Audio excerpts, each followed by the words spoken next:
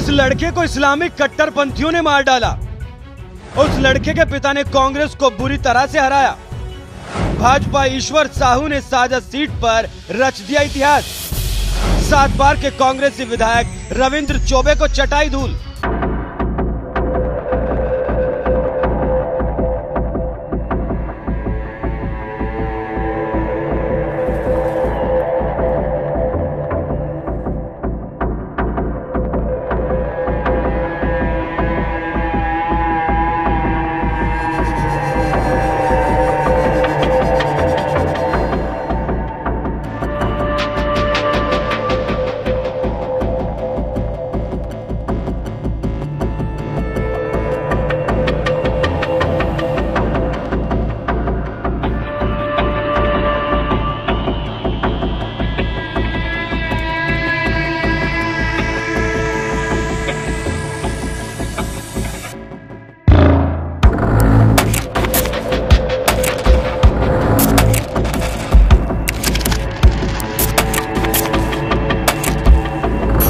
ईश्वर साहू को इसी साल 8 अप्रैल को छत्तीसगढ़ के बेमेतरा जिले में सांप्रदायिक भीड़ ने मार डाला था। इस हत्याकांड में मारे गए भुवनेश्वर साहू के पिता ईश्वर साहू के साथ मुश्किल वक्त में कोई खड़ा हुआ था तो वो है बीजेपी, जिसने ईश्वर साहू की मदद करने के साथ ही उन्हें साझा विधानसभा सीट से टिकट देकर चुनावी मैदान में खड़ा किया, जिन्हें जनता जनार्दन ने भी भरपूर प्यार दिया। और जब 3 दिसंबर को चुनावी नतीजे आए तो ईश्वर साहू ने साझा सीट पर जीत का परचम लहरा दिया, जिसके बाद से ही मीडिया से लेकर सोशल मीडिया तक चारों ओर ईश्वर साहू के ही चर्चे हो रहे हैं।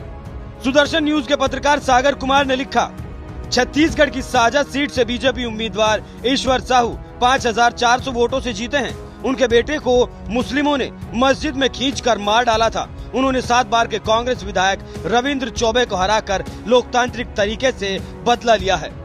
दिल्ली बीजेपी नेता कपिल मिश्रा ने लिखा, जिहादी सिस्टम को और कांग्रेस के पापों को जनता का जवाब। छत्तीसगढ़ के 22 साल के युवा भुवनेश्वर साहू को बेमेतरा के बिरनपुर में जिहादियों की भीड़ ने मार दिया था और उसके परिवार को कांग्रेस सरकार में न्याय नहीं मिला। उनके पिता ईश्वर साहू जो बेहद गरीब थे, उनको भाजपा ने साझा सीट से टिकट दिया और भुवनेश्वर के पिता ईश्वर साहू ने 40 साल से कांग्रेस के विधायक मंत्री रविंद्र चौबे को हरा दिया। ये जनता का न्याय है। वकील अखिलेश त्रिपाठी ने लिखा, बेहद गरीब परिवार से संबंध रखने वाले ईश्वर साहू जी ने छत्तीसगढ़ साझा सीट पर 40 साल से विधायक और मंत्री रहने वाले रविंद्र चौबे को 20,000 वोटों से हराया। ईश्वर साहू जी के जवान बेटे को पिछले साल कट्टरपंथियों की भीड़ ने मार डाला था, लेकिन अपनी आदत के मुताबिक कांग्रेस चरमपंथियों के साथ खड़ी रही। बीजेपी ने न सिर्फ इस गरीब के लिए संघर्ष किया बल्कि टिकट देकर विधायक भी बना दिया।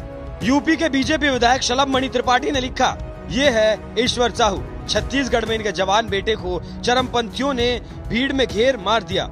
कांग्रेस आदतन दंगाइयों के साथ रही, न्याय न मिला तब साहू जी के साथ खड़े हुए पीएम नरेंद्र मोदी और बीजेपी न सिर्फ इनकी लड़ाई लड़ी बल्कि टिकट भी दे दिया। नतीजा, बेहद गरीब ईश्वर साहू जी ने जो साझा सीट से 40 साल के कांग्रेस विधायक और मंत्री रविंद्र चौबे को हरा दिया।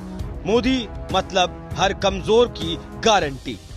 ईश्वर साहू की जीत को लेकर सोशल मीडिया पर कुछ इसी तरह की चर्चाएं चल रही हैं। तो वो जिस साझा सीट से ईश्वर साहू ने चुनाव जीता है वो कोई आम सीट नहीं है। यहाँ से कांग्रेस ने अपने मौजूदा विधायक रविंद्र चौबे को टिकट देकर मैदान में उतारा था, जो इससे पहले 7 बार विधायक रह चुके हैं, लेकिन इसके बावजूद पहली बार चुनाव लड़ रहे ईश्वर साहू को नहीं हरा पाए। साझा सीट के नतीजे, बीजेपी उम्मीदवार ईश्वर साहू ने 1,01,789 वोट के साथ जीत दर्ज की। कांग्रेस विधायक रविंद्र चौबे 96,593 वोट पाकर चुनाव हार गए। कांग्रेस विधायक रविंद्र चौबे छत्तीसगढ़ में किस कद के नेता हैं, ये इसी बात से समझ सकते हैं कि 1985 में पहली बार साझा सीट से विधायक बने रविंद्र चौबे। इसके बाद 1990, 1993, 1998, 2003, 2008, 2018 में भी इसी सीट से विधायक चुने गए। इतना ही नहीं, 7 बार के विधायक रविंद्र चौबे छत्तीसगढ़ की भूपेश बघेल सरकार में मंत्री भी थे, लेकिन इसके बावजूद अपनी सीट नहीं बचा पाए। उन्हें पहली बार चुनाव लड़ रहे 5वीं पास मजदूर ईश्वर साहू ने ही बुरी तरह से हरा दिया। यही वजह है कि ईश्वर साहू की जीत को ऐतिहासिक जीत बताया जा रहा है, तो कोई इसे जनता का न्याय बता रहा है, क्योंकि उनके बेटे को एक हिंसा में मार दिया गया था, जिसका आरोप अकबर, अब्दुल, इस्माइल जैसे 11 लोगों पर लगा था। तो वहीं मीडिया रिपोर्ट्स के मुताबिक इस हत्याकांड के बाद छत्तीसगढ़ की कांग्रेस सरकार ने भुवनेश्वर साहू के परिवार के लिए 10 लाख रुपए के मुआवजे और सरकारी नौकरी का ऐलान किया था, लेकिन भुवनेश्वर साहू ने इसे लेने से इनकार कर दिया था और बीजेपी के टिकट पर चुनाव लड़ने का फैसला किया। उनके इस फैसले को जनता का भी पूरा समर्थन मिला, जिसके दम पर ईश्वर साहू ने ऐतिहासिक जीत हासिल की।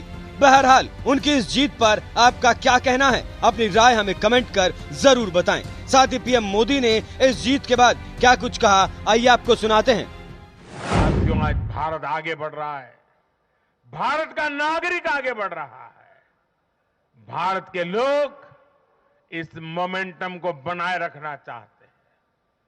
अब इससे पीछे नहीं हटना है, और पीछे हटना ये मोदी को तो कभी स्वीकार नहीं हो सकता है।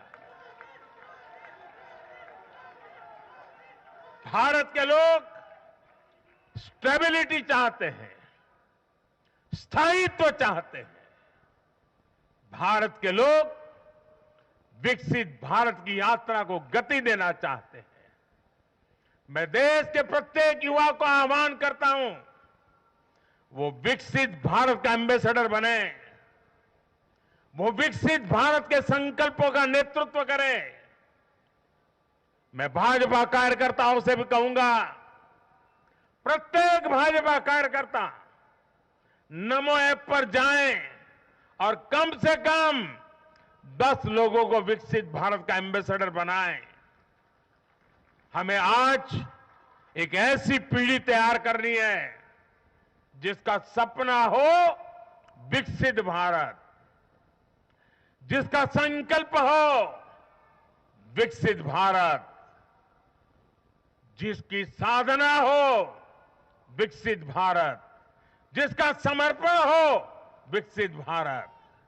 साथियों, विकसित भारत के निर्माण के लिए ये बहुत जरूरी है कि कोई भी नागरिक पीछे नहीं छूटे। इन चुनावों में मैंने लगातार कहा है कि हर लाभार्थी तक पहुंचकर भाजपा सरकार उसे सरकारी योजनाओं का लाभ देगी। इसके लिए केंद्र सरकार ने 14 नवंबर यानी जनजातीय गौरव दिवस यानी भगवान बिरसा मुंडा की जयंती से विकसित भारत संकल्प यात्रा शुरू की है। योजनाओं से वंचित लोगों को जोड़ने के लिए सरकार खुद लोगों के दरवाजे पर दस्तक दे रही है। जिन क्षेत्रों में यात्रा पहुंच रही है, वहां लोग खुशियां मना रहे हैं कि मोदी की गारंटी वाली गाड़ी हमारे गांव आ रही है। मैं आज विजय के इस समारोह से हर बीजेपी कार्यकर्ता को सलाह दूंगा, आग्रह करूंगा, अब आज से आपको मोदी की गारंटी वाली इस गाड़ी के आगे आगे चलना है। मोदी की गारंटी वाली गाड़ी देश की सफलता की गारंटी बनेगी, और ये भी मोदी की गारंटी है। और आपको एक बात और याद रखनी है,